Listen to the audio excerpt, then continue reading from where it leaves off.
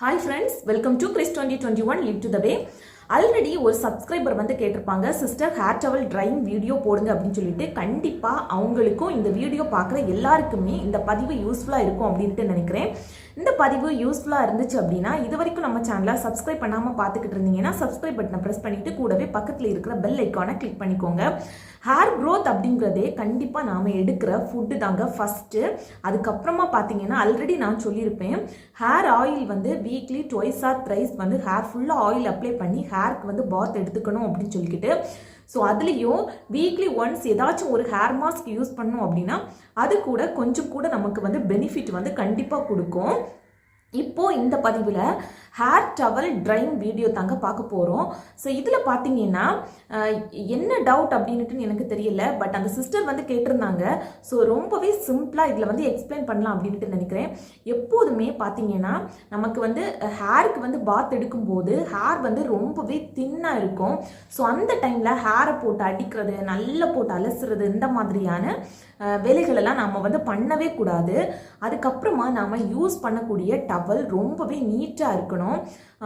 அது வந்து ரொம்பவே பெருசு, அதாவது அகலமும் சரி அதோட நீளமும் சரி ரொம்பவே பெருசாக இருக்கிறது மாதிரியான டவல் எடுத்துக்கோங்க. அதுலேயும் அந்த ஈரப்பதத்தை வந்து டக்குன்னு உறிஞ்சி எடுக்கிறது மாதிரியான காட்டன் கிளாத் பார்த்து நீங்கள் வந்து சூஸ் பண்ணிக்கோங்க. உங்கள் ஹேரை விட ரொம்பவே லென்த்தும் அகலமும் இருக்கக்கூடிய டவல் நீங்கள் எடுத்துக்கிட்டீங்க அப்படின்னா உங்கள் ஹேரை வந்து அப்படியே நீங்கள் வந்து லைட்டாக அலசிட்டு அதை வந்து சுற்றி வைக்கிறதுக்கு வந்து ரொம்பவே கரெக்டாக இருக்கும். இதை எவ்வளோ நேரம் வைக்கணும், எப்படி வைக்கணும் அப்படின்னு சொல்லிக்கிட்டு கூட சிலருக்கு வந்து டவுட்டாக இருக்கும். ரொம்பவே சிம்பிள் தாங்க. எப்போதுமே நாம் வந்து சொல்லுவோம், ஹேர் ஆயில் அப்ளை பண்ணும்போது ஹேரை வந்து ரிவல்ஸில் எடுத்து நம்ம வந்து ஆயில் அப்ளை பண்ணிட்டு லைட்டாக மசாஜ் எல்லாம் கொடுக்கணும் அப்படின்னு சொல்லிக்கிட்டு. பட் நாம் அப்படியே எடுத்து டவல் கொண்டு இங்கே சிலர் வந்து வச்சுருப்பீங்க. அது வந்து சிலருக்கு வந்து ஒத்துக்கும், சிலருக்கு பார்த்தீங்கன்னா தலை வந்து ரொம்பவே பாரமாக இருக்கும், தலைவலி ஏற்படுறதுக்கு கூட ரொம்பவே சான்ஸ் இருக்குது. ஸோ உங்களுடைய உடம்பு கண்டிஷனை பொறுத்து நீங்கள் வச்சுக்கலாம். இல்லை எனக்கு எந்த ஒரு ப்ராப்ளமே இல்லை அப்படின்னா நீங்கள் ரிவர்ஸ் மெத்தடில் எடுத்து இதில் கூட வச்சுக்கலாம். இல்லை அப்படின்னு பார்த்தீங்கன்னா மோஸ்ட்லி நம்ம ஹேர் வந்து எப்படி வளரும் அப்படின்னு பார்த்தீங்கன்னா இப்படி தான். ஸோ அந்த இதில் நம்ம பின்னாடி வந்து நம்ம வந்து ஹேரை வந்து நல்லா ரொட்டேட் பண்ணி நம்ம வந்து சுற்றி வச்சுக்கிட்டாலே போதும். இது எவ்வளவு நேரம் வைக்கணும் அப்படின்னு பார்த்தீங்கன்னா கொஞ்ச நேரம், ஒரு 5 மினிட்ஸ் அவ்வளோமே எனஃப் தான். அதுக்கு மேலே நீங்கள் வச்சிங்க அப்படின்னா அந்த நீர் கோர்த்து கூட நமக்கு வந்து உடம்புக்கு வந்து முடியாத சூழ்நிலை வந்து ஏற்படுறதுக்கு சான்ஸ் இருக்குது. உங்களுக்கு வந்து ஃபேன் காற்றுல வந்து உலர வைக்க முடியும் அப்படின்னா ஃபேன் காற்றுல உலர வச்சுக்கோங்க. இல்லை அப்படின்னு பார்த்தீங்கன்னா நேச்சராக நம்ம வந்து அப்படியே லைட்டாக நம்ம வீட்டை விட்டு வெளியில் போனோம் அப்படின்னா லைட்டாக ஒரு காற்றடிக்கும், அதில் கூட நம்மளுடைய ஹேரை வந்து உலர்த்திக்கலாம். இல்லை லைட் ஷேடாக தான் வெயில் இருக்குது அப்படின்னா அது வந்து ரொம்பவே பெட்டர்.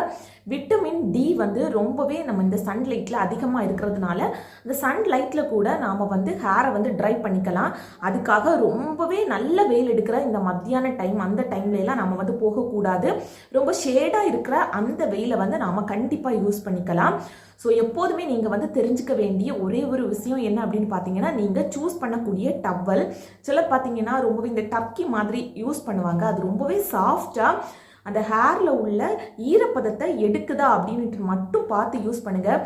சில இந்த ஒயிட் கிளாத் டவல் எல்லாம் பார்த்தீங்கன்னா பார்க்குறதுக்கு தான் காட்டன் மாதிரி இருக்கும், பட் அந்த டவலில் வந்து அந்த ஈரப்பதத்தை வந்து உறிஞ்சி எடுக்காது. அது கூட ரொம்பவே டிஃபிகல்ட்டாக தான் இருக்கும்.